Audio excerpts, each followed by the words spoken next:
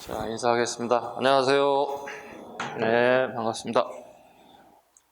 날씨가 시원해지고 공부하기 딱 좋죠? 응? 천고마비의 계절. 네. 자,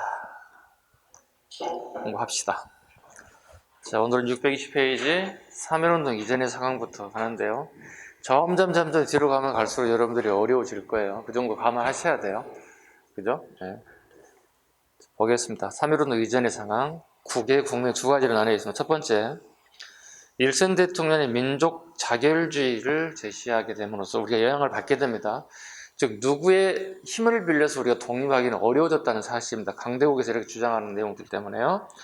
그 다음에 레닌이 있죠. 레닌이 식민지 민족해방운동을 지원하겠다.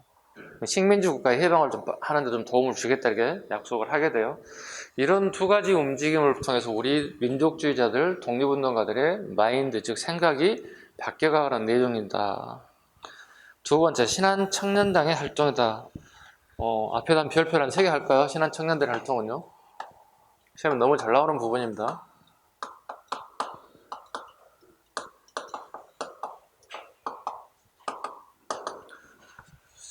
앞전 시간에도 잠깐 제가 언급드렸습니다만 우리나라의 독립운동가들하고 그 다음에 독립운동하는 단체들이 대략 한 5천여 개 정도 된다고 말씀드렸습니다. 우리 일제강점기에.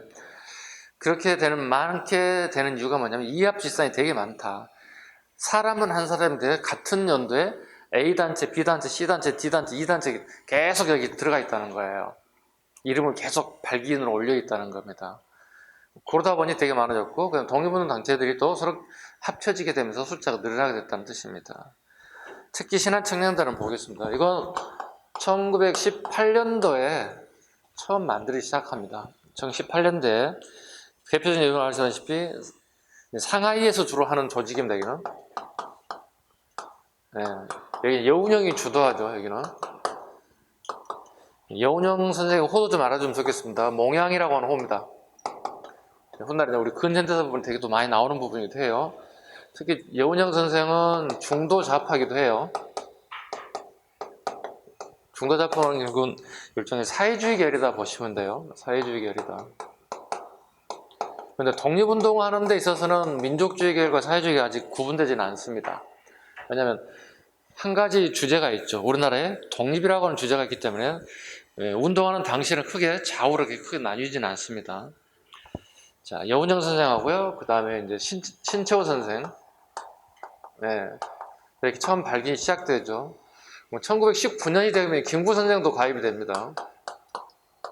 김구 선생도 여기서 활동할 정도로 이 단체는 우리나라에 독립운동을 하는 이름을 올려도 모든 사람들이 거의 다 들어갈 정도로 되게 유명한 단체가 됐다. 그런 시험이 잘 나올 수밖에 없겠죠. 얘네들의 활동 보겠습니다. 파리 강하이에 김기식을 민족대표로 보내게 됐다.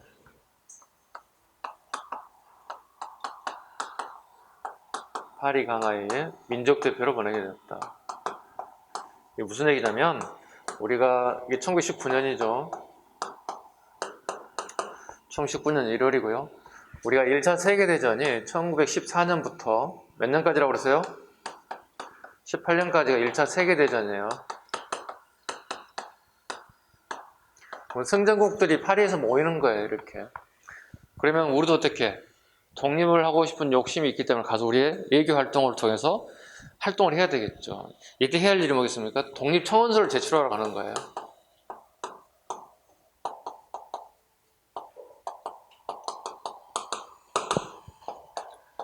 독립청원서를 제출하고 우리 의지를 표명할 필요가 있다. 이런 의지를 하는 거예요. 보세요. 1919년 1월 달에 민족대표인 김규식이 대표로서 가거든요. 대표에서 갑니다. 3.1운동 이전에 가는 겁니다. 그 다음에 세 번째 갑니다. 무호독립선언. 그 선언이라는 단어에 밑줄 한번 그으실까요? 우리가 무호독립선언, 28독립선언, 그 다음에 3.1독립선언 이렇게 많이 하죠. 자, 무호독립선언, 그 다음에 28독립선언, 3.1운동 독립선언.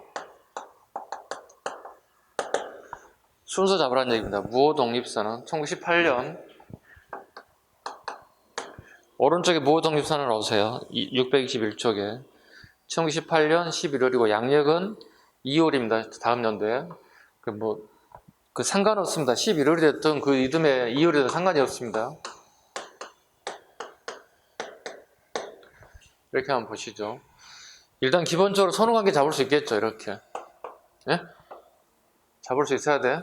가장 기초적인 것들을 이렇게 물어보는 경우도 있는데 이걸 틀리시면 안 되겠죠. 기본적으로. 왜? 지금 다 선언이라는 단어가 들어가 있다고. 우리 민족 독립운동가들이 무엇을 목표로 하는 선언을 했다는 건 되게 의미를 가지고 있죠. 무호 독립, 28 독립, 3.1운동. 28이니까 2월 8일일 거고 3일이니까 3월 1일이겠죠. 이런 식으로. 됐죠.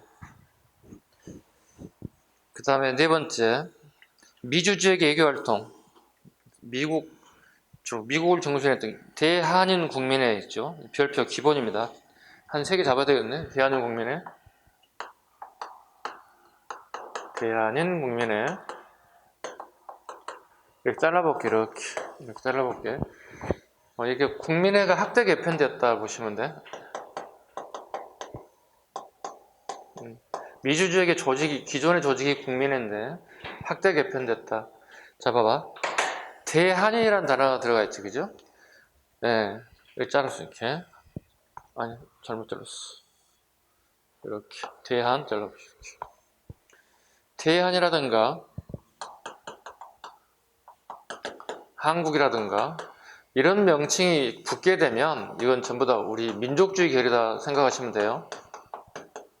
민족주의 결의 단체다.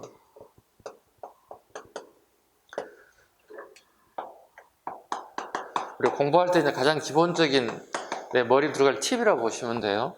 또 이런 게 있죠. 앞에 조선, 고려, 땡땡 이런 단체들이 이렇게 있다고. 네, 사회주의계열의 단체라고 보시면 돼요. 구분하시면 돼요. 공부할 때 가장 기본적인 앞에 단체 명칭이 고려다, 조선이다 이런 명칭이 들어오면 사회주의 계열의 단체다 이렇게 잡으시면 돼요. 다시 갑니다. 대한인 국민회, 네, 이승만 같은 사람들, 그러니까 안창호, 이승만 이런 인물들이 주로 활동했던 단체다 보시면 되겠습니다.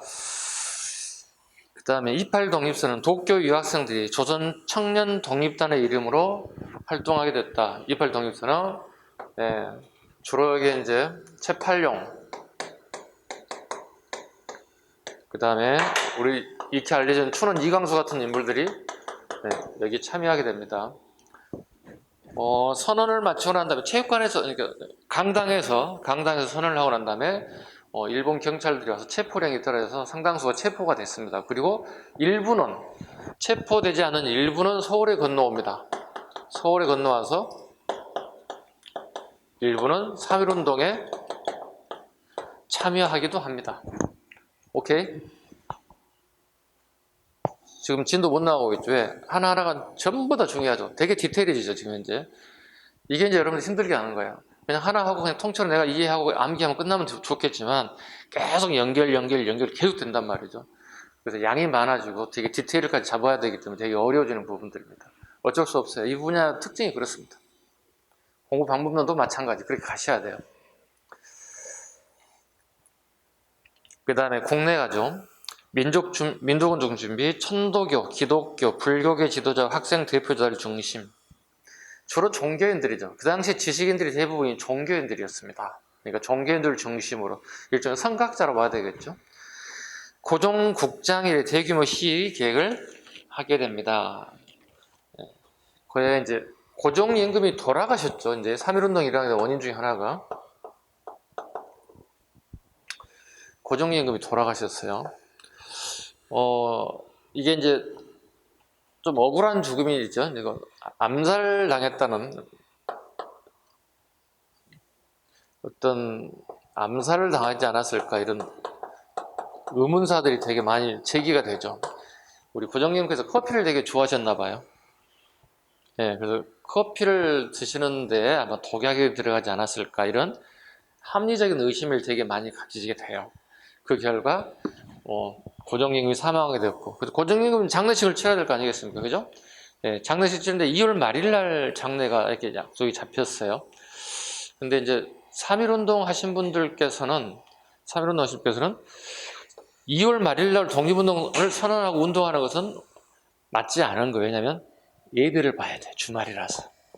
여러분 여기도 기독교인들 계실 때 주말이면 예배 봐야 되잖아요, 그죠? 네. 선생님 토요일날 보강하겠습니다. 그럼 여러분 기독교인들 거의 다 안 나오거든요. 어떤 친구들 기독교인이 아님에도 불구하고 예배 교회 간대. 네, 나오기 싫어가지고. 그래서 토요일날 제가 가끔 강의를 보강을 하는 경우가 있는데 보강하면 되게 많이 빠지더라고요. 네.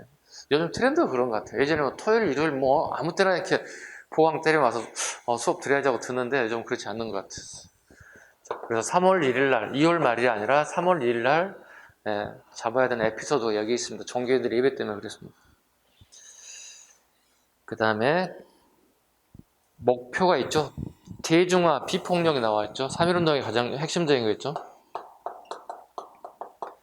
많은 사람들 같이 참여하겠다는 뜻이죠. 대중화. 그죠? 비폭력의 원칙이었죠. 비폭력. 결론은 우리 3.1운동이 성공했나요? 실패했나요?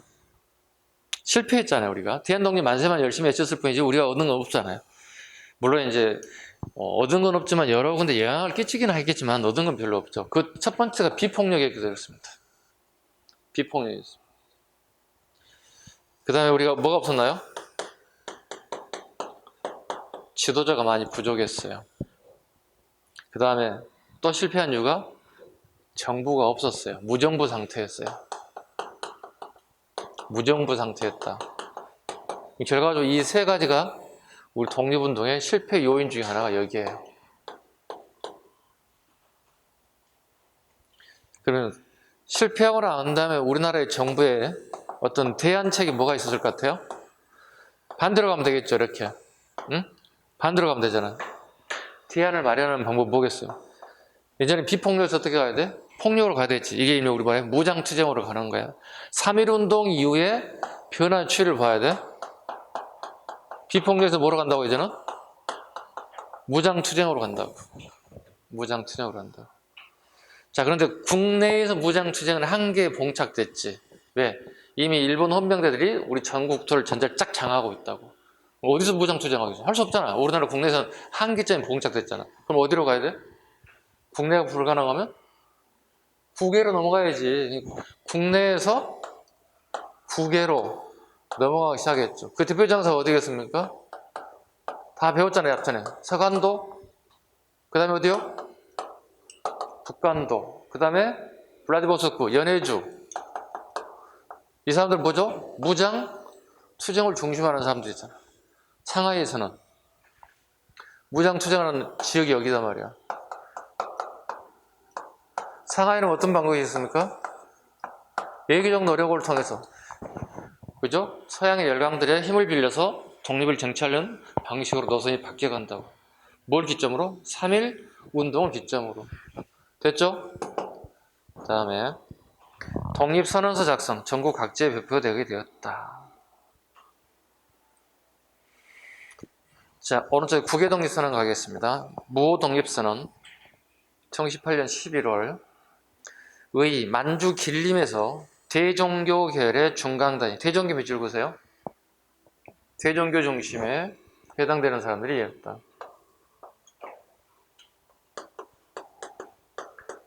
대종교인들은 어떤 사람들을 모시는 사람들입니까? 단군 할아버지를 중심으로 했던 단체를 우리 대종교라고 그러죠.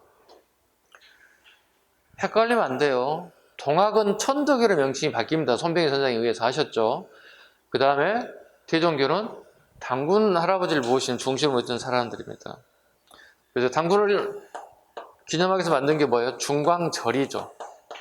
우리가 뭐 크리스마스, 뭐 예수님 탄생할 때 이렇게 기념하고, 그 다음에 부처님 탄신을 이렇게 기념할 때 마찬가지. 단군의 탄신을 기념하는 게 중광절이에 출발해요. 천도교인들이 기념하는 날이라는 뜻이에요. 중광절이 출발해서 중광단으로 바뀐다고. 중강단이 뭐가 되는 거예요? 무장 단체로 변모가 시작되는 거예요. 그러니까 국내에서는 무장을 하기 어려워졌다고 그랬잖아요. 그죠? 그래서 간도를 건너가면서 무장 단체로 변모하기 시작하는 시점이에요, 이게. 예? 중강단으로. 중강단이 커지죠. 왜냐면 서일이라고 하는 아주 유명한 인사가 등장하겠는데, 서일이라는 사람은 정청으로 출발해서 김자진과 참여하게 되죠, 이제. 그렇게 만드는 게 이런 말하시는 북록은 정서군이에요.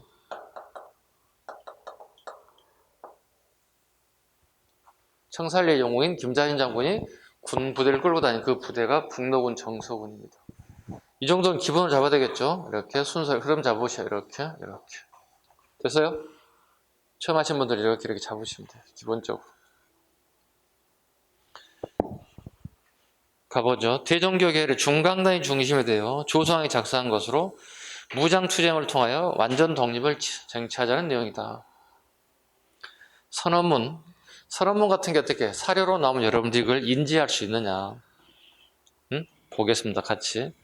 우리 같은 마음, 같은 덕망의 2천만 형제 자매여 당군 대항전. 핵심은 뭐죠? 당군 땡그라면 동그라미. 당군 나오면 선언서가 기본적으로 여러분 머리에 들어가 있어야 한다. 이거 28 독립선언이겠네. 대항 상제에서 좌우로 하명하고 우리들에게 기운을 내렸다. 세계화 시대는 우리의 복리를 내리를 한다. 정의는 무적의 칼이니 이에 하늘에 거스리는 마귀와 도국의 적을 한 손에 도결하라. 이게 선언문 나올 거란 말이에요. 이렇게 던져주고 이 내용과 관련 설명 옳은 거 옳지 않은 거 이렇게 물어본다고. 아셨죠? 그 다음 28 독립선언 가죠. 19년 2월. 자, 송계백, 채팔룡, 일본 도쿄 유학생들이 독립선언 일순의 민족 자결주의 영향을 받아 일어났습니다. 이 글은 이강수가 썼습니다. 선언문 내용 갑니다. 사료 나온 거 봅니다. 우리 민족의 유일한 정당한 방법은 우리 민족의 자유를 추구하는 것이며, 그래서 만약 그것이 성공을 보지 못할 때는, 만약 우리 민족의 정당한 요구에 응하지 않을 때는 부득이 일본에 대해 영원한 혈전을 선포할 것이다. 자유하고 혈전에 동가를 치면 돼요. 우리가 필요한 건 우리나라의 독립과 자유죠. 안 되면 혈전은 싸우겠다는 얘기는 피 흘려서 싸우겠다는 의미를 가지고 있죠.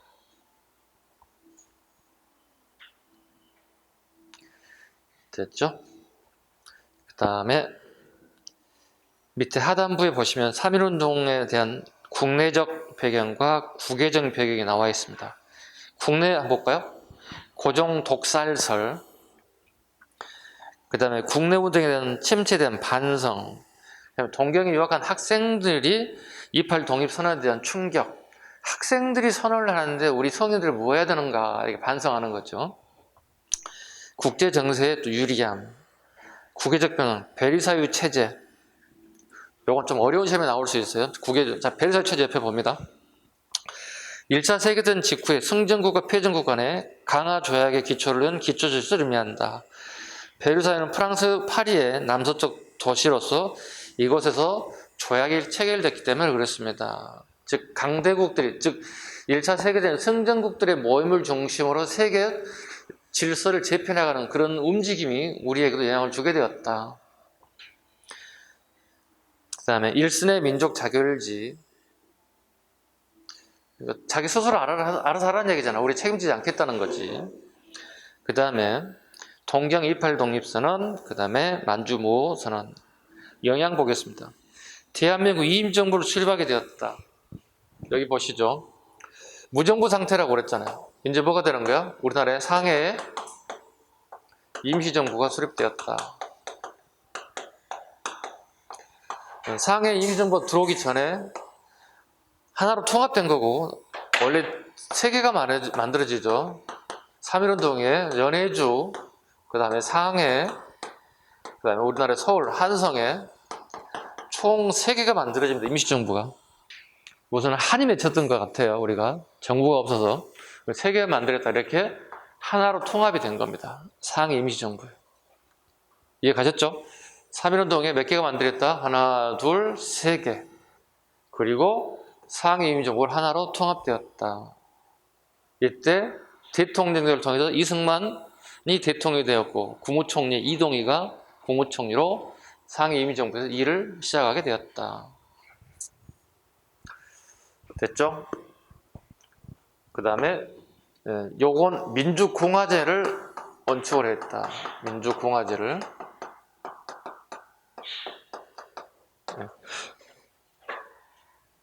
공화제라는 건 다 아시죠? 수업 시간에 계속 했죠? 왕을 인정한다, 인정하지 않는다? 공화정이란? 왕을 인정하지 않는 제도를 우리는 공화제라고 한다. 이해했습니다.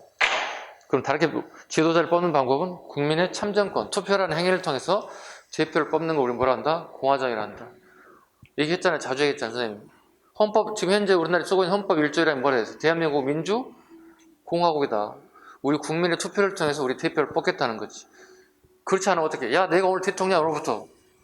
그럼 대통령 수십 명, 수백 명이 나올 수 있겠지. 야, 오늘부터 내가 대통령이야. 이렇게 하면. 말이 안 되는 거지. 국민의 투표라는 행위를 통해서 우리 대표를 뽑는 겁니다. 그래서 자치제 의원도 뽑고, 국회의원도 뽑고, 대통령도 뽑는 겁니다. 그 다음에 무단 통치에서 문화 통치로 넘어갔다. 네, 이거 보시죠. 3.1운동을 계기로 해서 일본 애들이 우리나라의 통치 방식이 바뀌죠. 문화 통치로 바뀌죠. 그럼 이전까지는 뭐였습니까? 무단 통치였죠. 경찰이 아니라 군 경찰, 우리 헌병이라고 얘기한다고. 이 헌병 애들이 우리 일반인 민간인들을 지배하고 있었다고. 헌병들에 의해서 무력을 통해서 단호하게 우리 조선인들을 통치했다고, 눌렀다고. 이걸 무단 통치라고 불렀다고. 그러면서 3.1운동을 기점으로 문화 통치로 통치 방식이 바뀌었다는 뜻입니다. 일본 애들 통치 방식이. 문화 통치가 뭐냐고 물어보면 여러분 대답 다 못해요. 공부를 제가 수업을 들었던 친구들은 예, 알고 있죠. 그러나 처음 듣는 친구들에게 문화 통치가 뭡니까? 이렇게 물어보면 거의 대부분 열의 9은 일본 애들 우리를 문화적으로 대해주려고 하는 것 같습니다. 이런 답을 많이 들었어요. 그건 아니에요. 이건 뭐냐면 통치 방식이 바뀌었어요. 즉 우린 직접 통치를 했잖아요. 일본이 직접. 이건 간접 통치 방식을 하는 거예요. 간접 통치 방식. 도대체 뭔데요?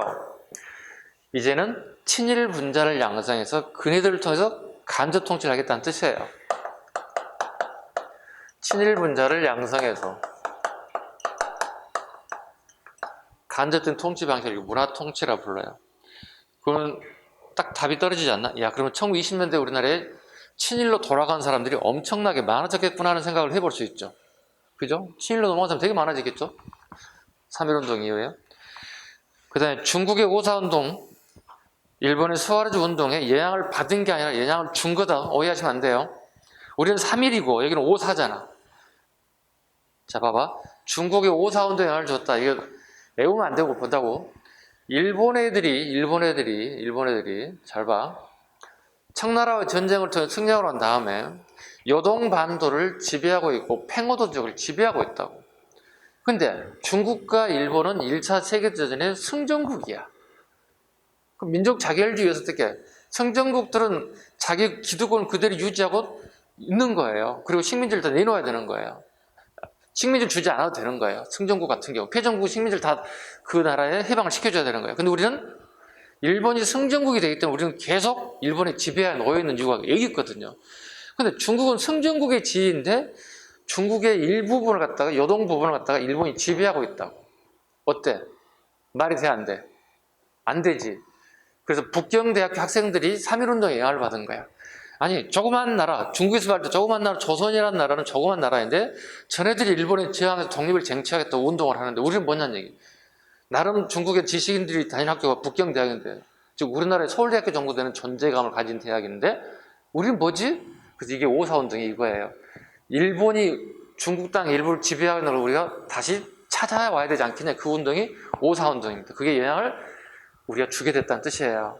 그 다음에 인도의 스와라지 운동 보죠. 간지, 스와라지 말은 비폭력이에요. 우리말로 번역해서 인도 말입니다. 즉 영국의 식민지 국가죠. 지금 이제 간디가 뭐예요? 비폭력 운동하고 있다고. 마찬가지 이것도 우리의 3.1운동 영향을 받게 되었다. 그러니까 스와라지는 뭐냐면 우리말로 보자면 완전한 독립이야. 우리말로 보자면 완전한 독립을 요구하자. 영국으로부터. 어때요? 3.15운동이 여러 군데에 영향을 주게 됐죠. 큰 나라라고 할 수 있는 중국과 인도에 영향을 주게 됐다. 페이지 넘기세요. 622쪽 3.15운동 전개 1단계, 2단계, 3단계 볼까요? 1단계 주요 도시 1단계 주로 출발점이 어디예요? 종로입니다. 서울의 종로에서 출발하죠. 2단계 도시 중심, 그 다음에 3단계가 농촌입니다. 3단계 농촌하고 9개만 동그라미 치세요.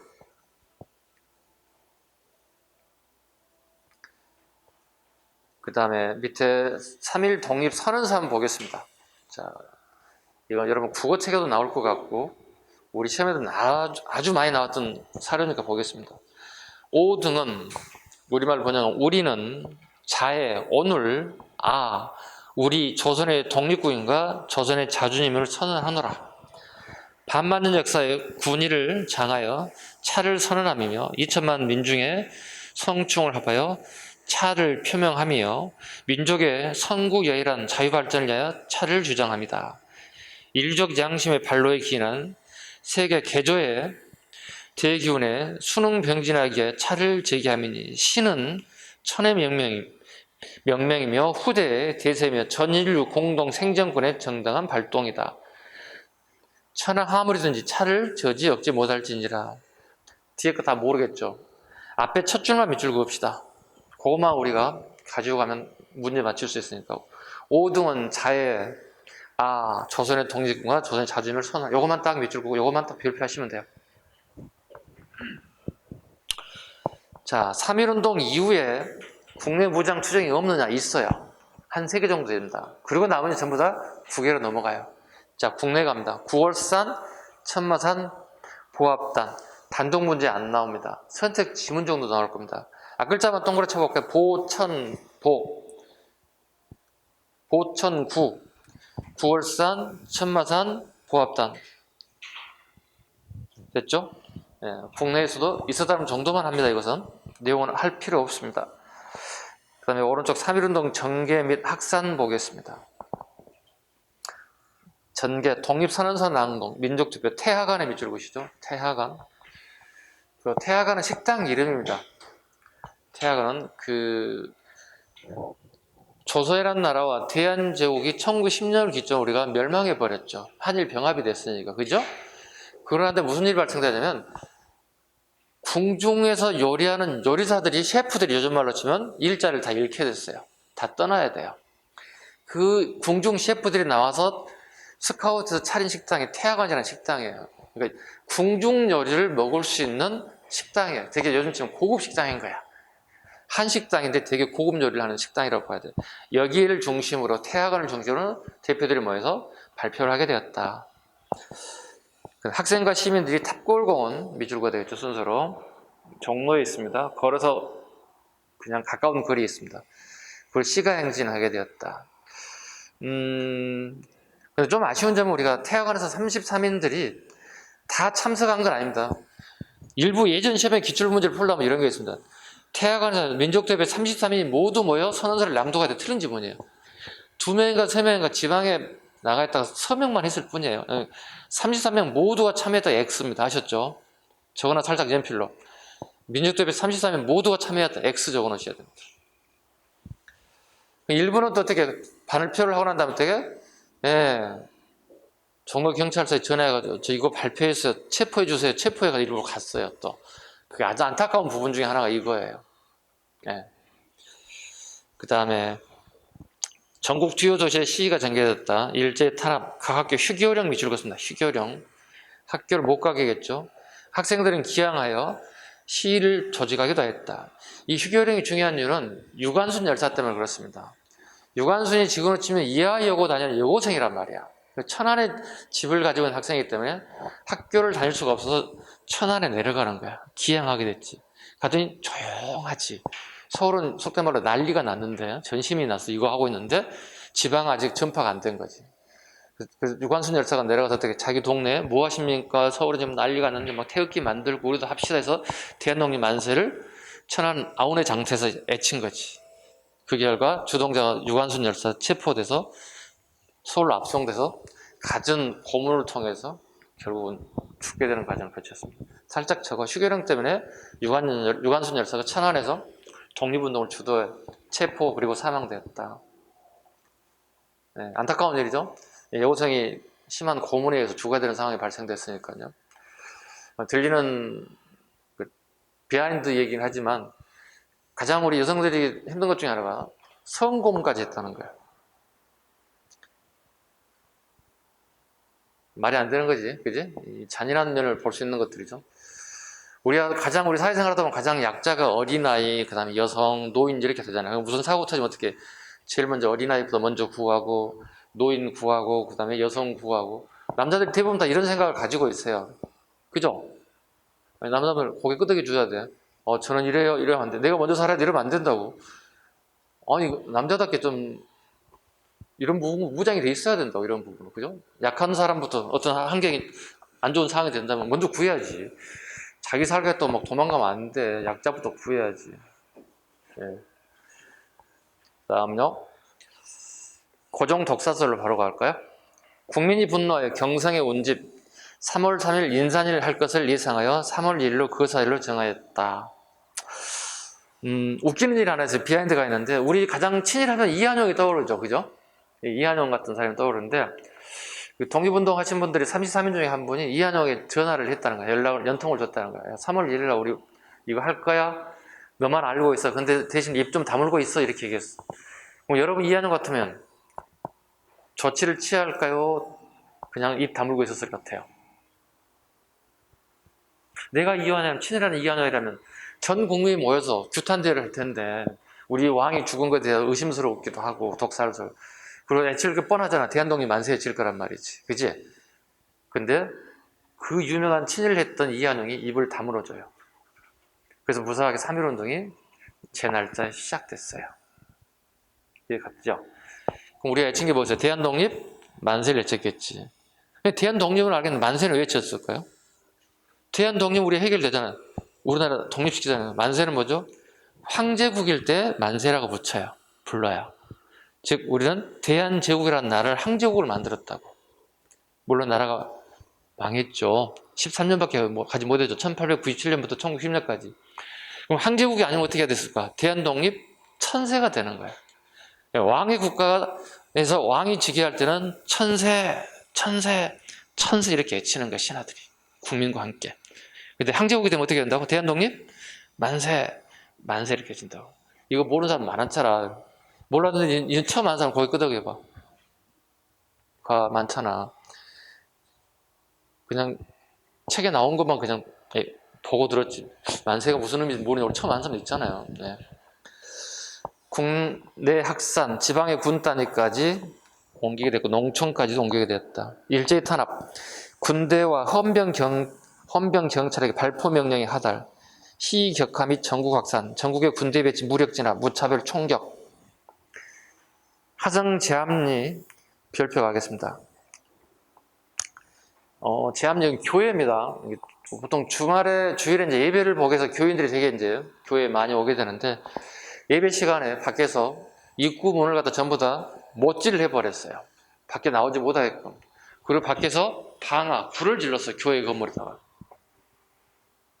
그럼 어떻게 뛰쳐나가야지. 안에서 불 끌 수 있는 게 없잖아. 그 당시 무슨 소화기가 있었겠어. 뭐가 있어. 아무도 없지.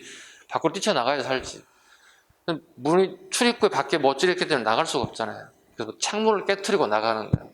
창문을 깨트리고 나갈 때 일본 헌병들이 총하고 칼로 나오는 사람을 찔러 죽이거나 총을 쏴 죽였어요. 발포해서 죽였어요.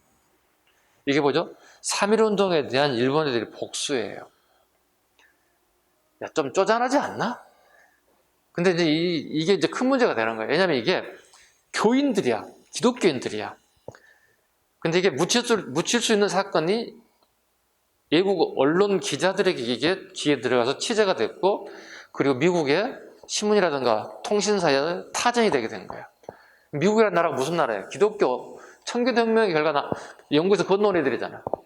다 대부분 기독교인들이야. 그럼 결국 어떻게 비춰줄까? 미국인 눈에는 기독교인들에 대한 탄압으로 비춰줄 수 있다는 거지. 미국이 어떻게 가만히 있겠어? 압박이 걸 수밖에 없지.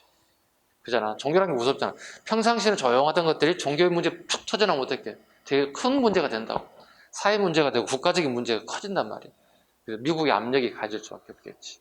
그렇잖아요. 종교 탄압이 되는 거잖아. 식민지하고는 전혀 다른 개념이 바뀌는 거지. 그래서 큰 문제가 되기 시작했다는 거. 화성 지하미 사건이 4월에 동그라미 출시가 된다. 순서로 3.1운동 이후 사건입니다. 제가 말씀드렸습니다. 3.1운동에 대한 쪼잔한 복수예요. 쪼잔한 복수. 우리 속된 말로. 네? 우리 역사에서 쓰는 용어는 아닌데 선생님 쓰는 용어야. 쪼잔하다. 소금이다. 비소금이다. 쪼잔한 복수가 이루어졌다.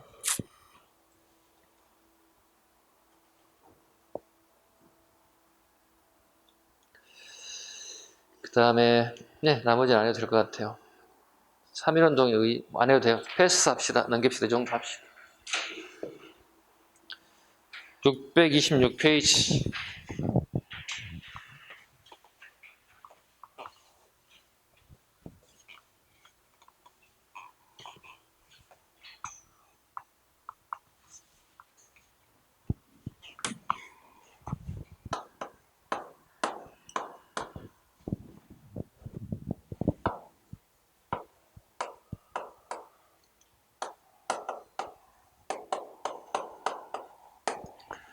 자, 대한민국 임종 수립 보겠습니다. 자, 3.1운동 이후에 우리가 느꼈던 게 하나가 3.1운동 실패한 원인 약 세 가지를 얘기했죠. 뭐였습니까? 비폭력, 지도자 부족, 그 다음에 정부가 없다, 무정부다. 무슨 한이 있었든지 정부를 세 개를 만든다고 그랬습니다. 하나 봅니다. 대한국민의 연해주 3월달이죠. 가장 빨라요. 두 번째 대한민국 임종군 상하이 4월달입니다. 그 다음에 서울의 한성중부. 세 개가 있으면 어떻게 되죠? 정부가 세 개 있으면 필요가 없는 거지. 왜? 결정권을 한 군데서만 해야 될 거 아니야. 하나로 통합됩니다. 상하이에 대한민국 임시정부가 수립됩니다. 이게 1919년 9월입니다. 9월입니다. 9월에 정권을 칩니다. 그 다음에 대통령이 누구? 이승만. 국무총리의 이동일. 임시정부의 대통령이 이승만입니다. 아셨죠? 그 다음에 우리나라에 해방되고 난 다음에 대한민국의 대통령도 이승만입니다. 다 동일한 인물입니다. 잡을 수 있겠죠? 그 다음에 여기서 나오는 한정판인 게 주로 국무총리하고 말짱 쓰나요? 국무총리 이동희입니다. 이 사람 말장난 치다 꼭 잡으셔야 됩니다. 무슨 갑자기 무슨 이동영이니 이 사람 아닙니다. 물론 독립운동가이지만 아닙니다. 이동희가 맞습니다. 그래서 이승만 가지고 장난칠 건 아무것도 없잖아요. 그 다음에 김구 선생은 뭐 했느냐 여기에서 경무총관을 했죠. 요즘에는 뭐 경찰청장 정도 되겠죠. 뭐 이런 정도 역할을 하게 됐죠.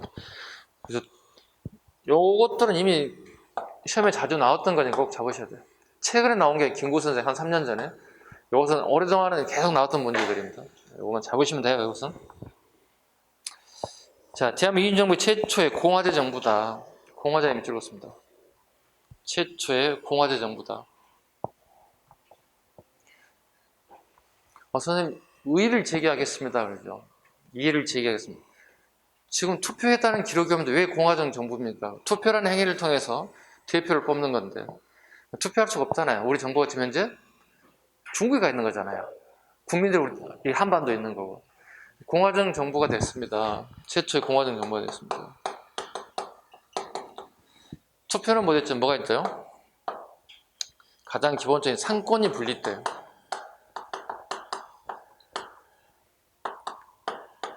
입법, 사법, 행정. 우리 민주국가에서 가장 기본인 게 세 가지죠. 입법, 사법, 행정이 분리되기 시작했어. 자, 첫 번째 상권 분립의 원칙에 따라서 의정원, 국무원, 법원이 설치되었습니다. 됐죠? 그 다음에 활동가입니다. 연통제, 교통국. 시험에 너무 많이 나왔습니다. 두 개 묶어보겠습니다. 연통제, 비밀행정조직, 교통국, 통신기관, 국내 연결, 조직원 체포, 1901 붕괴 시작. 자, 연통제와 교통국이 중요한 이유가 있죠.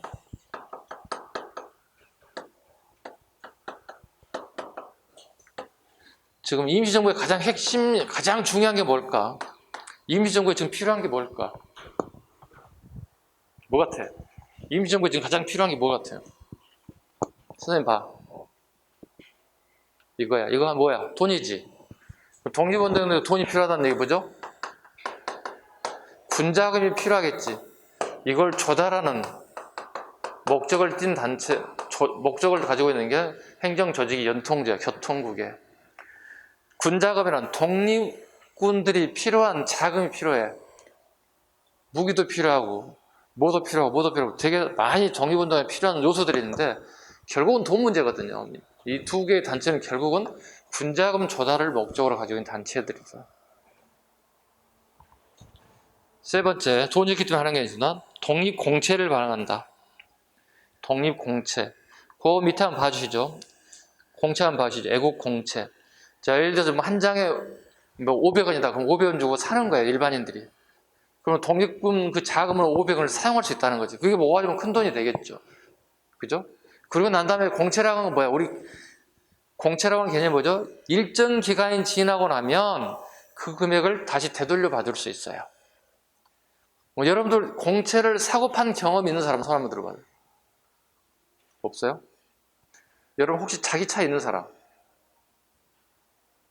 없어? 아직 엄마 아빠 차 타고 다니는 거야? 자, 집에 엄마 아빠가 차를 살 때 공채를 살 거야, 샀을 거야 아마. 네, 공채가 선생님이 차를 뺄 때 한 60, 70 정도 공채를 샀던 것 같은데 지금 어떻게 되는지 모르겠는데 시에서 파는 공채를 사야 된다고.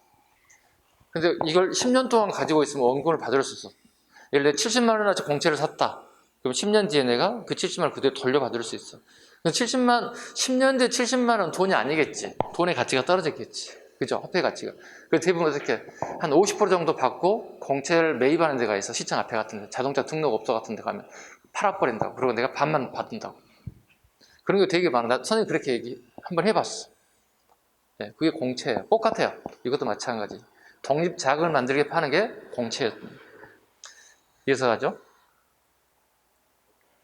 독립신문을 발간했다. 창간지가 한자로 독립의 동그라미 쳐. 색깔변 좀 칠해줘봐. 왜냐면 우리 독립신문하고 좀 다르기 때문에 그렇습니다. 신문이 두 가지가 있잖아요. 독립신문이 있고 지금 현재 여기도 독립신문이란 말이에요.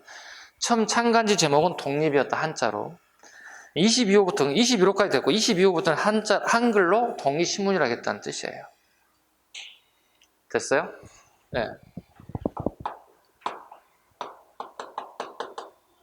여기 춘원 이강수가 여기 들어오게 돼요. 일본에서 28 독립선을 마치고 도주해서 네, 중국으로 넘어와서 독립신문에 창간을 하게 됐죠. 즉 주필을 하게 됐죠. 이때 이제 이강수가 처음으로 신채호하고 연결이 되죠. 네, 되게 똑똑한 인사가 왔으니까 이미 학생 시절부터 뭐 유명한 애 있었으니까 28 독립선언을 주도했던 인물이니까. 네. 근데 신채호 선생을 버리고 이강수가 떠나게 됐죠. 그래서 훗날 친일로 돌아서죠. 신채호 선생이 어떻게 가? 엄청나게 비판을 가하죠. 똑똑한 줄 알았더니 머리가 개 뭐다 이렇게 욕을 무지하게 욕을 하죠. 이런 식으로 친일로 돌아서니까. 그다음에 독립사료편찬소를 설치했다. 독립운동에 대한 역사를 기록하기 위한 편찬소 설치했다. 박은식의 한국 독립운동 지열사는 편찬소와 관련이 없다. 다르게 표현하면 박은식은 독립운동 지열사 본인이 만든 거지 사료 편찬소하고 임시정부에서 만드는 사료 편찬소와는 전혀 관련이 없다. 일부러 지금 제 포인트를 찍어놓은 이유가 거기 있어요. 자주 출제되는 지문이기 때문에. 이것도 마찬가지로 줄 좀 그어놔야 돼요. 네, 한국 독립운동 지열사는 말이죠. 우리 독립운동가들이 독립운동하면서 희생되어가는 과정들을 피 흘리고 죽어가는 역사라는 뜻이에요. 김규식을 전권대사로 임명하여 파리 강화에 독립청원서를 제출했다. 자, 봐봐. 아까 독립청원서 제출하러 몇 월 달에 갔다고 그랬어? 1919년 1월에 갔다고 그랬어. 근데 우리 상위 임시정부는 1919년 9월에 상위 임시정부가 만들어졌어. 이건 독립청원서 파리에 간 게 1월 달이야. 근데 이 쓰여진 내용만 가지고는 이게 이론적으로 맞지가 않지. 선후관계가 안 맞지. 1월 달에 갔는데 9월 달에 보냈다고 얘기하잖아. 안 맞는 거잖아. 그지? 그 무슨 얘기냐? 독립청원서를 보냈더니 이 신한혁명당이 여기에 가입된 거야. 임시정부에. 그러니까 이미 보내졌기 때문에 두 번 보내기는 수는 없어요. 그리고 두 번 보낼 수 없는 이유는 뭐냐면 거리가 너무 멀기도 하고 비용이 너무 많이 들어가요. 그래서 이 신한혁명당 애들이 들어왔기 때문에 임시정부에서 보낸 걸로 한 거예요, 그냥. 아셨죠? 가끔 이거 질문 오는 친구들이 있어요. 그러니까 날짜가 안 맞는데 이게 도대체 뭡니까, 이게? 이런 상황이 전개되기 때문에 그랬다. 그 다음에 구미위원부를 설치하게 됐다. 미국에 구미위원부를 설치해서 자금을 좀 모아야 되겠다는 뜻이죠. 이게 이제 주로 구미위원부에 이제 이승만 대통령이 주로 활동했던 무대이기도 합니다. 그 다음에 국무부 설치되었고, 만주 독립군 단체도가 연결됐고, 육군 주만 참의회 편성됐다. 육군 주만 참의부가 형성됐다는 상해 임시정부의 주력군이에요.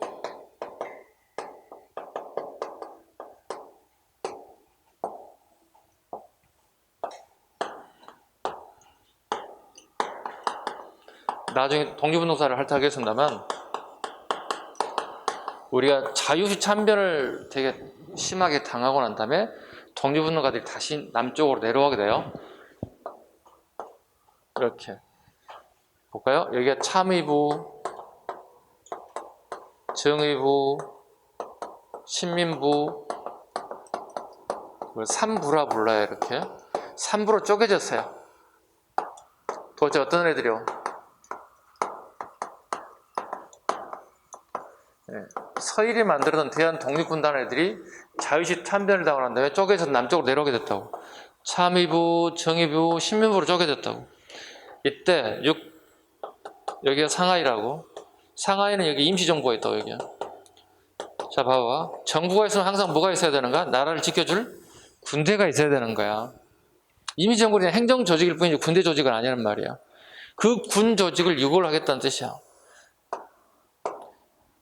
육군 주만, 반대로 봐. 만주에 있는 참의부가 상위 임시정부의 주력 부대다, 이런 뜻이에요. 이건 되게 어려운 부분이에요. 지금 처음 듣는 사람 이해 못하는 부분이에요. 왜? 독립운동사를 아직 안 했기 때문에 저하고 같이. 일단 메모만 해놓으세요. 아셨죠? 메모만 하고 난 오후쯤 되면은, 시간이 되면 독립운동 진행을 됐을 때 이거 또 얘기할 거예요. 아, 이게 이거군요. 꼭 머릿속에 하나 기어야 돼. 정부가 있으면 항상 뭐가 있어야 한다고? 정부를 지켜줘야 할 군대가 있어야 한다고. 그래서 우리나라 봐요. 대한민국 군대가 있잖아요. 우리나라를 지키기 위해서.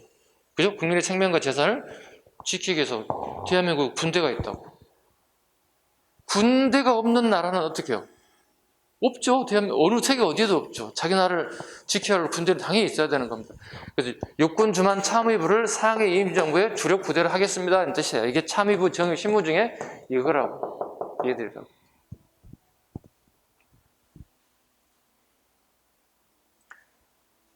자, 그 다음에 밑에 상해 임시정부 지도 한번 봐주시죠. 자, 처음에 상하이에서 처음 초도를 정하죠. 상하이에서 항저우, 전장, 창사, 강저우, 류저우, 치장, 충칭까지 올라갔죠. 자, 보겠습니다. 중요한 것은 상하이하고 충칭이 두 개만 시험에 나와요. 나머지는 안 하셔도 돼요. 그러니까 상해 임시정부 하나, 충칭 임시정부. 충칭은 1940년에 밑줄 그어야 돼요. 1940년부터 우리 해방될 때까지 5년 동안 있던 것이에요. 그래서 충칭 임시정부라 적어놔요, 거기다가. 거기를 뭐라 적어? 충칭 임시정부라고 불러요. 그 다음에 오른쪽에 상하이를 뭐라 불러? 상하이 임시정부라 불러. 나머지 것들은 필요가 없어. 왜? 나머지는 필요 없는 이유는 뭐냐? 김구 선생이 쭉 이동하는 경로이기 때문에, 예, 밑에 것들은 의미가 없어요. 이동하는 경로이기도 하지만 나쁘게 표현하면 도망간 통로야. 쓰고 싶지 않은 용어 중에 하나예요. 됐죠? 자, 여기까지 하고 조금 쉬어가도록 하겠습니다.